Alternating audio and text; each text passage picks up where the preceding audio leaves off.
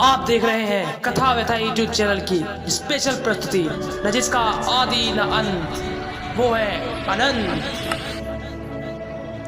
धार्मिक चर्चाओं का अनोखा संगम। जय श्री श्याम, जय श्री श्याम, जय श्री श्याम। नमस्कार। आज मैं आपको भगवान शिव के तीसरे ज्योतिर्लिंग महाकाल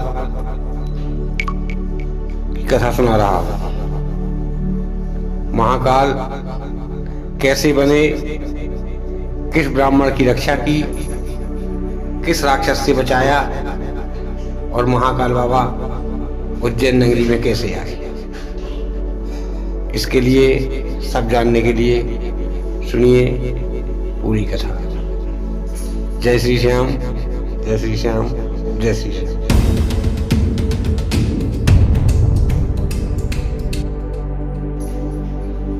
अवंत का नगरी में, जिसे आज उज्जैन भी कहा जाता है, उज्जैन की बहुत से नाम हुए हैं। पहले लोग उसे अवंत का नगरी कहा करते थे। वहां पर वेदप्रिय नाम का एक ब्राह्मण रहता था। वह ब्राह्मण रोज भगवान शिव का मंत्रोच्चारण करता, अग्निहोत्र करता, अग्नि से होम करता, पार्थिव शिवलिंग बनाता और रोज क्षिप्रा जी में विसर्जन करता। भगवान शिव की अपार कृपा से उसके 4 पुत्र हुए। पुत्रों के नाम इस प्रकार हैं: वेदप्रिय,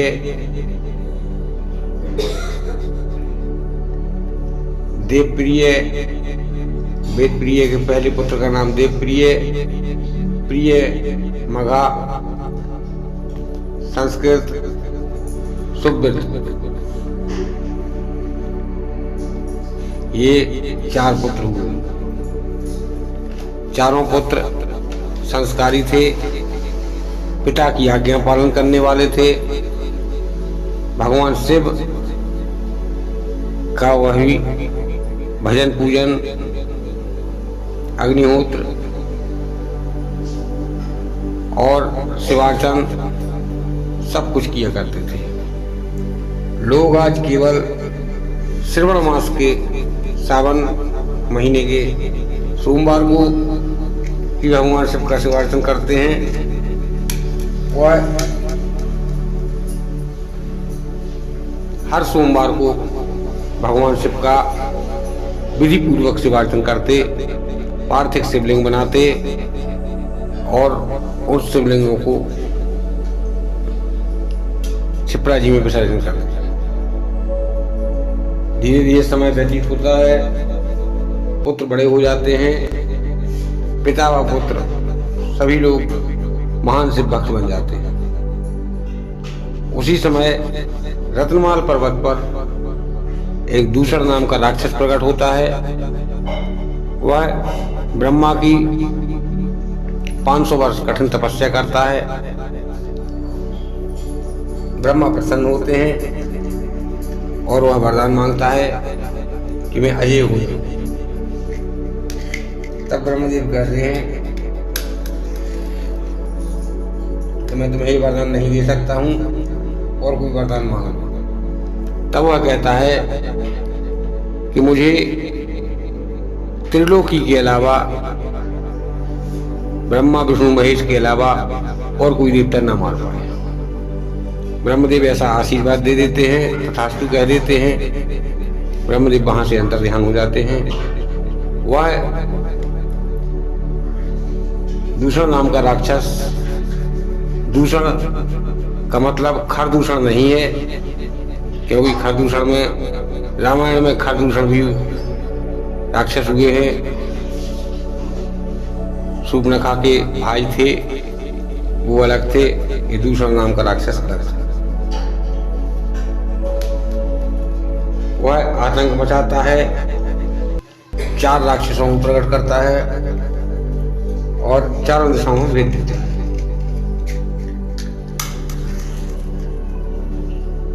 वह राक्षस आतंक मचाते मचाते बहुत बड़ी सेना तैयार करते और नगर नगर शहर शहर में अपना अधिकार जमाते, लोगों को मारते, खा जाते, अत्याचार करते और वहां पर कोई भी भगवान के लिए जप नहीं होने देते। जहाँ यज्ञ होता वहां मांस गिराते, ऋषियों को मारते, जो लोग बीच में विरोध करते उन्हें भी मार देते थे।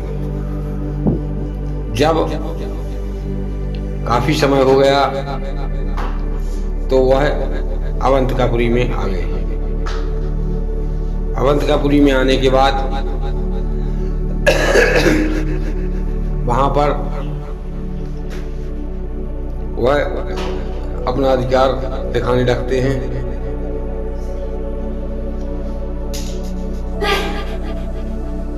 और समस्त लोगों को परेशान करने लगते हैं। होते करते वह उसी ब्राह्मण के आंगन में आ जाते हैं जहां पर पिता और चारों पुत्र भगवान शिव की भक्ति में लीन थे। वह ललकारते हैं राक्षस और उनके समीप आकर जैसे ही वह तलवार निकाल के चारों तरफ से इन लोगों को घेर कर मारने के लिए तैयार होते हैं, उसी समय उसमें पिंडी में से भगवान भूत भावन भगवान शिव प्रकट हो जाते हैं। उन्हें देखते ही कुछ राक्षस भाग जाते हैं। भगवान शिव अपनी हुंकार भरते हैं। उनकी हुंकार मात्र से ही जितने भी राक्षस थे सब जल के भस्म हो जाते। दूसरा भी मारा जाता है। कुछ राक्षस बचते हैं, वह विनती करते हैं। तब वह भोलेनाथ कहते हैं कि मैं यहाँ पर इन राक्षसों का काल बनकर आया हूँ और कालों का काल मैं आज से महाकाल कहलाऊंगा। भगवान शिव को देखकर वह पांचों पिता पुत्र विनती करते हैं। भगवान भोलेनाथ कहते हैं कि हम तुम्हारी तपस्या से प्रसन्न हैं, तुम्हारी भक्ति से प्रसन्न हैं, तुम वरदान मांगो। तब पिता कहता है कि मुझे आपके दर्शन हो गए, इससे ज्यादा मुझे कुछ नहीं चाहिए। तब भगवान कहते हैं ठीक है, तुम अपने पुत्रों से भी पूछो, हो सकता है उनके मन में कोई लालसा। पिता ने शुरू से ही अपने पुत्रों को भोलेनाथ की भक्ति सिखाई थी, लालच नहीं सिखाया था। भगवान की कृपा से उनके यहाँ धन की कमी नहीं थी, लेकिन इतना भी धन नहीं था कि चोर ले जाए। इस प्रकार से वह चारों बालक भी कह देते हैं कि मुझे कुछ नहीं चाहिए, मुझे अपनी भक्ति प्रदान करें। तब पिता से भगवान भोलेनाथ पुनः कहते हैं कि तुम वरदान मांग लो, तुम्हें क्या चाहिए। तब पिता कहते हैं कि हे भोलेनाथ, अगर आप वरदान देना चाहते हैं तो यहीं पर आप ज्योतिर्लिंग के रूप में समाहित रहें। जिस प्रकार से आज आपने मेरे परिवार की रक्षा की है, उस प्रकार से इस धरती पर जो भी आपकी शरण में आए उसकी राक्षसों से रक्षा कर। तब भोलेनाथ उनका आग्रह स्वीकार कर देते हैं और वहां तीसरे ज्योतिर्लिंग के रूप में महाकाल ज्योतिर्लिंग के रूप में भगवान विराजमान हो जाते हैं। भगवान उस ब्राह्मण से कहते हैं कि मैं यहाँ पर आ तो रहा हूँ, लेकिन पहले अपने राजा से पूछ लूं, क्योंकि जहाँ महाकाल के रूप में मैं रहूंगा वहां कोई राजा रात विश्राम नहीं कर पाएगा। उसी समय राजा को जानकारी होती है। राजा बिना जूता चप्पल पहने हुए भोलेनाथ के पास आते हैं और भोलेनाथ से कहते हैं आज से इस अवंतकापुरी के राजा आप हैं, मैं कोई निर्णय नहीं करूंगा और ना ही मैं राजा रहूंगा। तब से भगवान के भूत भावन शंकर कहते हैं कि आज के बाद उज्जैन में कोई भी राजा रात व्यतीत नहीं कर पाएगा। इस प्रकार से भगवान भूत भावन शंकर वहां ज्योतिर्लिंग के रूप में प्रस्तुत हो जाते हैं, ज्योतिर्लिंग में समाहित हो जाते हैं। जब उनके गढ़ को पता चलता है, काल भैरव को पता चलता है कि भोलेनाथ कई बार सो चुके हैं और कैलाश पर वापस नहीं गए, समस्त गढ़ प्रेत परेशान हो जाते हैं। काल भैरव जो कि भोलेनाथ के बिना नहीं रह सकते, वह ज्यादा परेशान होते हैं। उसी समय वह काल भैरव भगवान को ढूंढने की इच्छा से धरती के ऊपर विचरण करने लगते हैं। तभी देवर्षि नारद से भेंट होती है। देवर्षि नारद की प्रणाम करके चरण वंदना कर वह पूछते हैं कि हे देवर्षि, इस सृष्टि में किसी को भोलेनाथ का पता हो या ना हो, आपको अवश्य पता होगा। बताएं हमारे प्रभु कहाँ हैं, यदि वो नहीं मिलेंगे तो हम प्राण त्याग देंगे।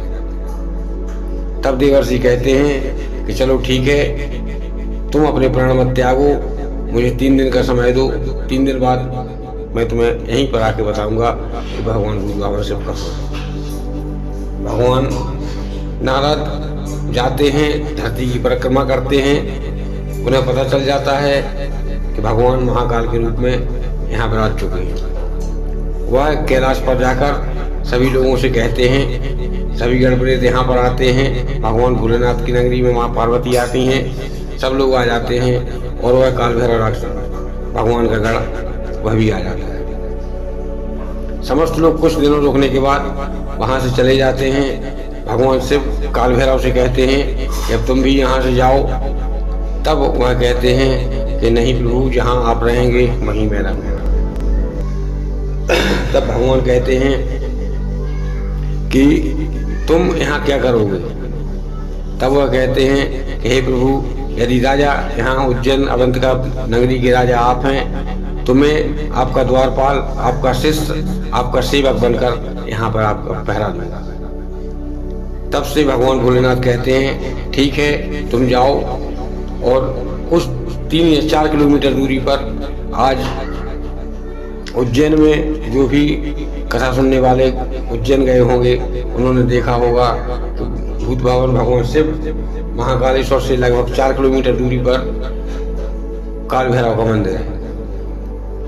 भगवान शिव कहते हैं कि अब जाओ, नगरी में तलाश करो, यदि तुम्हें कुछ खाने पीने के लिए जो भी मिल जाए अपना भोजन करो और सुख से रहो।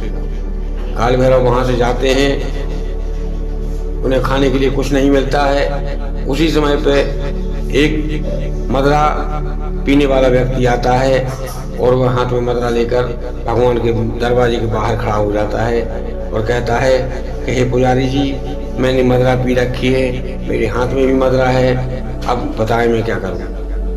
मदरा में भगवान पर भोलेनाथ पे चढ़ा नहीं सकता हूँ, काल भैरव पे चढ़ा नहीं सकता हूँ, अब मैं पापी हूँ, अब मैं कहाँ जाऊँ। मंदिर के दरवाजे सीढ़ी तक आने के बाद भी मैं काल भैरव के दर्शन नहीं कर पाऊंगा तो मुझसे बड़ा पापी कोई गलती मुझसे हो गई है। तब पुजारी बहुत दयालु थे, वह कहते हैं ठीक है, यदि तेरी यही इच्छा है तो तुम काल भैरव को मदरा चढ़ा सकता है। उसने जैसे ही काल भैरव को मदरा चढ़ाई, पुजारी ने एक कटोरी में काल भैरव के मुंह के पास की गट गट की आवाज आई और वह मदरा पान काल भैरव कर गए। तब से आज भी प्रत्यक्ष प्रमाण है, आप लोग जाके देख सकते हैं कि आप अपने सामने भगवान भोलेनाथ को, वहाँ भगवान भोलेनाथ के मंदिर से दूर पर काल भैरव गढ़ का मंदिर है, वहाँ पर जाइए।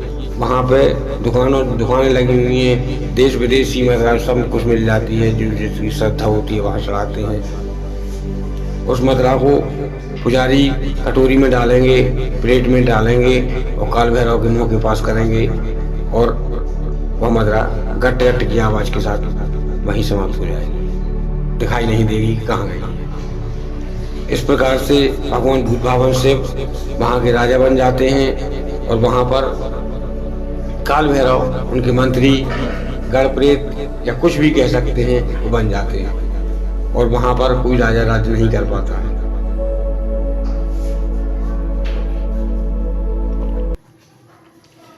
कुछ समय कुछ युग बीत जाते हैं, लोगों को पता नहीं चलता है कि यहाँ का इतिहास क्या है और क्या नहीं है। तब आताताइयों का राज्य हो जाता है। बिना राजा के राज्य बचाना मुश्किल हो जाता है। तब लोग विचार करते हैं, एक सत्पुरुष से कहते हैं कि तुम यहाँ के राजा बन जाओ। वह पुरुष वहाँ का राजा बन जाता है। राजा बनने के बाद जैसे ही रात्रि विश्राम करता है और उसकी मृत्यु हो जाती है। इस प्रकार से कोई भी उज्जैन का राजा बनने के लिए तैयार नहीं होता है। फिर वहाँ की पूरी जनता इकट्ठी होती है और वहाँ सब लोगों से कहते हैं कि भाई अपने को राज्यतोष करना पड़ेगा, सेना को संभालना पड़ेगा, मंत्री तो सब कुछ करेंगे लेकिन बिना राजा की आज्ञा कोई कुछ नहीं कर पाएगा। इसलिए सब लोगों में एक निर्णय होता है कि एक घर से एक व्यक्ति रोज राजा बनाया जाएगा। ऐसा कई वर्ष तक चलता है। जितने भी उज्जैन में नगरवासी थे सबके घर से एक एक व्यक्ति को एक एक राजा बनाया जाता। जब वह व्यक्ति रात में सोता सुबह मृत्यु हो जाती। उसकी दाह संस्कार करने के पहले वहां पर दूसरा राजा बनाया जाता। धीरे धीरे कई लोग भगवान की भक्ति में या भगवान की कमी में लोगों को जानकारी नहीं थी। इस प्रकार से कई लोग वहां पर मारे गए और एक बार जब पूरे गांव का नंबर समाप्त हो गया, पूरे नगर का नंबर समाप्त हो गया, तब लोग देखते थे कि अब देखो कौन बचा है और क्या कोई रिश्तेदार आया है जो महीने भर से ज्यादा इस नगर में रह रहा है। तब देखते हैं कि एक रिश्तेदार आया था, वह लगभग 2 माह से उस नगर में रह रहा था। तब लोग उसे जबरदस्ती पकड़ कर लाते हैं और कहते हैं कि सुबह इसको राजा बनाया जाएगा। उसके परिवार वाले रोने लगते हैं कि भाई इसे छोड़ दो, हमारे परिवार से तुम आदमी ले जा चुके हो। लोगों की कोई बात नहीं सुनता और उस आदमी को ले जाकर जिस प्रकार से पुलिस कस्टडी होती है उसी प्रकार से सेना की कस्टडी में कर दिया जाता है तो सुबह 4 बजे तुम राजा बन जाओगे।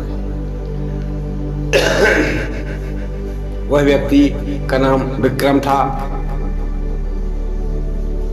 धीरे धीरे जब रात्रि में उसे पकड़ लिया गया, उसे पकड़ा, तब उसे जानकारी हुई कि सुबह ऐसा ऐसा होना है और कल रात में मेरी मौत हो जाएगी। तब वह कहता है कि हे मुझे आपने पकड़ लिया है, अच्छी बात है, जो सबके साथ हुआ है 2 माह से मैं देख रहा हूँ, मेरे साथ भी हो जाएगा, कोई बात नहीं है, लेकिन मुझे एक बात बताएं कि होता क्या है, क्यों होता है। तब लोग कहते हैं इस बारे में मुझे कोई जानकारी नहीं है। तब वह कहता है कि मैं राजा तो सुबह से बनूंगा, क्या रात में यदि मैं कोई बात कहूंगा, कोई आदेश दूंगा तो माना जाएगा। तब लोग कहते हैं कि हाँ आधे राजा तो तुम बन ही चुके हो, अब आदेश दो, क्या आदेश देना चाहते हो। तब वह कहता है कि इस नगर में जितने भी ब्राह्मण हैं, जो 80 साल से ऊपर के ब्राह्मण हैं, उन लोगों को बुलाया जाए और यदि उन्हें तकलीफ हो तो पालकी में बैठा कर लेटे हों तो बिस्तर उठाकर जैसे भी हो उन्हें कोई तकलीफ नहीं हो और सुबह होने के पूर्व उन्हें दरबार में पेश किया जाए। सैनिक जाते हैं, जो भी ब्राह्मण होते हैं, बुजुर्ग ब्राह्मण होते हैं, कई ब्राह्मण उठ नहीं पाते हैं खटिया पर से, उनके लिए दरबार में पेश किया जाता है। उन्हें ससम्मान महाराज विक्रम दरबार लगने के पूर्व उन्हें बैठालते हैं, उनकी व्यवस्था करते हैं। सब कुछ करने के बाद उनसे पूछते हैं, हाथ जोड़कर विनती करते हैं करबद्ध तरीके से कि हे विप्रो, मुझे आप ये बताइए कि यहाँ पर राजा की मृत्यु क्यों हो जाती है। कुछ कहते हैं हमें पता नहीं है, कुछ कहते हैं कि हमने ऐसा सुना है, कुछ कहते हैं हम भी यही सुना है कि यहाँ पर भगवान भूत भवन भगवान शिव यहाँ के राजा हैं और यहाँ पर काल भैरव उनके गढ़ हैं, उनके मंत्री हैं। जो राजा भगवान शिव ने किसी को वरदान दिया होगा कि यहाँ का राजा मैं रहूँगा, तब से राजा रात नहीं गुजार पाता है और आपके साथ भी वही होगा। तब विक्रम कहते हैं कि हे गुरुवर, हे गुरु श्रेष्ठ, मुझे कोई उपाय बताएं जिससे ये परंपरा बदली जा सके। तब वह कहते हैं इसका कोई उपाय नहीं है। उपाय केवल एक ही है, यदि भगवान शिव चाहें तो ये सब कुछ बदल सकता है, वरना किसी भी में दम नहीं है कि वह इस खेल को बदल सके। तब विक्रम उसी समय रात में आदेश करवाते हैं कि सुबह ब्रह्म मुहूर्त में 18 साल से लेकर और 60 साल तक के जितने भी व्यक्ति हैं, जितनी भी माताएं बहनें हैं, सब दरबार में सूर्योदय के साथ ही उपस्थित हों। किसी के घर में चूल्हा नहीं जलेगा और महाकाल मंदिर के सामने सब उपस्थित हों। तब वहां जाकर महाकाल मंदिर के सामने सब लोग उपस्थित हो जाते हैं। विक्रम लंगर खाना की व्यवस्था करते हैं। जो औरतें माताएं बहनें होती हैं उनसे कहते हैं कि भोजन बनाइए आप, और सब लोगों को भोजन करवाते हैं। और जो भी व्यक्ति होते हैं उनसे कहते हैं कि आप महाकाल मंदिर के बाहर बैठकर ओम नमः शिवाय मंत्र का जाप करें। राजा होता है और बिना तिलक, उसका तिलक नहीं, रात तिलक नहीं करवाता है, और महाकाल मंदिर के सामने बैठकर वहां पर महाकाल की तपस्या करने लगता है। ओम नमः शिवाय मंत्र का जाप करते करते, ऐसा करते करते पूरा दिन निकल जाता है। राजा सूर्योदय होते ही जैसे ही लोग कहते हैं कि हे राजन, आपको राजा बनना पड़ेगा, तब राजा कहते हैं मैं राजा नहीं बनूंगा। तब वह कहते हैं कि अपने मरने की बारी आई तो राजा नहीं बनूंगा, इतने लोग हर साल मर रहे हैं, सालों से तुम्हें परंपरा नहीं बदल सकती। इस प्रकार से राजा बिना मन से जाकर सिंहासन पर बैठता है, कुछ समय के लिए राजा बन जाता है। इसके बाद फिर महाकाल के दरबार में आकर विनती करता है, क्षमा मांगता है कि हे भोलेनाथ, जबरदस्ती मुझे बैठाया गया है, मुझे माफ कर दीजिएगा। और राजा विक्रम उसी दरबार में, भोलेनाथ के दरबार में बैठ जाते हैं और ओम नमः शिवाय मंत्र का जाप करते रहते हैं। राजा सुबह ब्रह्म मुहूर्त में 4 बजे से लेकर और रात्रि के 12 बजे तक ना ही राजा ने अन्न खाया, ना ही जल पिया, निराहार बैठकर आंख बंद कर ओम नमः शिवाय मंत्र का जाप किया। जब मध्यरात्रि हुई, काल भैरव भगवान शिव के पास आए और बोले, अब बताइए मुझे क्या करना है, मुझे आदेश दीजिए। तब भोलेनाथ बोले अब नहीं, अब इस राजा को मत मारना, मुझे इसी व्यक्ति की तलाश थी जो मैंने यहाँ ढूंढ लिया है, और जो व्यक्ति मेरा नाम ले रहा हो उसे तुम कैसे मार सकते। इस प्रकार से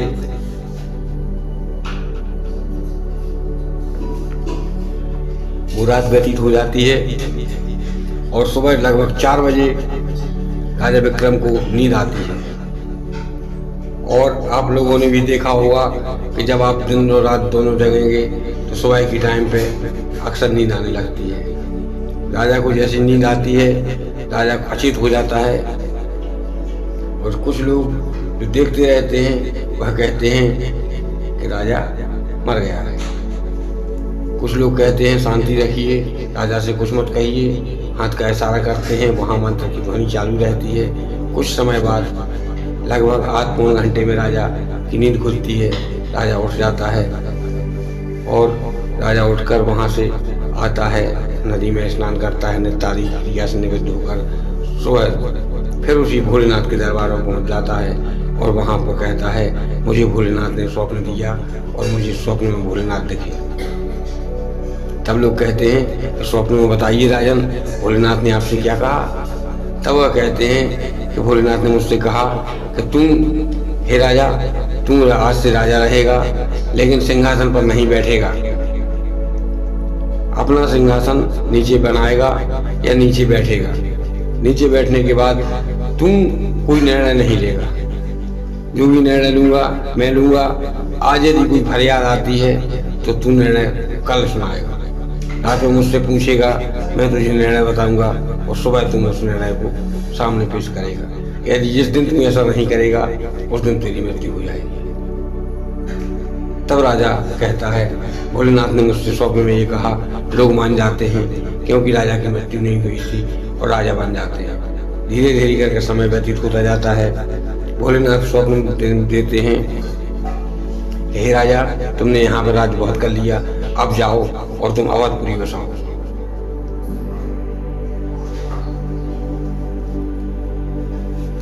तब राजा कहते हैं कि हे भोलेनाथ, मैंने तो अवधपुरी कभी देखी ही नहीं है, मैं अवधपुरी कैसे बसाऊंगा, आप मुझे मार्गदर्शन करें। तब भोलेनाथ कहते हैं, यहाँ से अपनी सेना और जितने भी कारीगर मजदूर हों सबको लेकर तुम यहाँ से चलो। चलते चलते यहाँ से तुम सरयू नदी के किनारे पहुँचोगे। सरयू नदी पार करने के बाद उस तरफ जब पहुँचोगे तब तुम वहाँ पर एक पीपल के पेड़ के नीचे रात व्यतीत करोगे। जब तुम ब्रह्म मुहूर्त में सुबह जागोगे तो देखोगे कि एक श्वेत रंग की गाय तुम्हारे सामने खड़ी मिलेगी। वह गाय जहाँ जाएगी तुम उसके पीछे पीछे चले जाना। जहाँ पर वह गाय गोबर करेगी वहाँ पर राजा दशरथ का महल बनवाना। जहाँ पर वह गाय मूत्र क्रिया करेगी वहाँ पर रानियों का महल बनवाना। जहाँ पर वह गाय बैठ जाएगी वहाँ पर ये बनवाना। इस प्रकार से भोलेनाथ तमाम पूरी जानकारी राजा को दे देते हैं।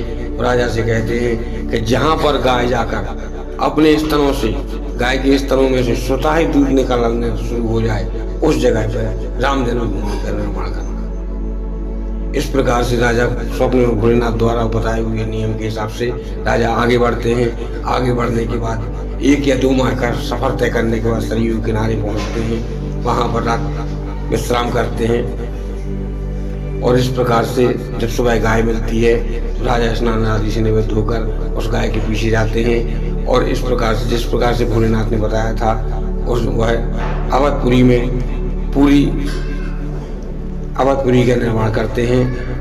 साल या 2 साल लगभग के समय में राजा विक्रमादित्य पूरी अवधपुरी का निर्माण कर देते हैं। जो अयोध्या आप देखते हैं, जो अयोध्या में भवन आप देखते हैं और अयोध्या के इस धरती पर जितने भी भवन हैं, जितने भी किला है या जितने भी मंदिर हैं, सब मंदिर विक्रमादित्य के द्वारा बनवाए गए हैं। लगभग 2000 साल पहले इससे ज्यादा कोई मंदिर नहीं है। इस प्रकार से भगवान भूत भावन शंकर कहते हैं कि राजन, अब तुम यहाँ से जाने के बाद, अवधपुरी बसने के बाद फिर मथुरापुरी बसाते हैं, जगन्नाथपुरी बसाते हैं। इसी प्रकार से 12 ज्योतिर्लिंग सब कुछ बताते हैं। धीरे धीरे कर भगवान भोलेनाथ राजा अपनी पूरी जिंदगी उन्हीं की सेवा में निकाल देता है। अंत में राजा की मृत्यु होती है। मृत्यु तो सबकी होनी है। इस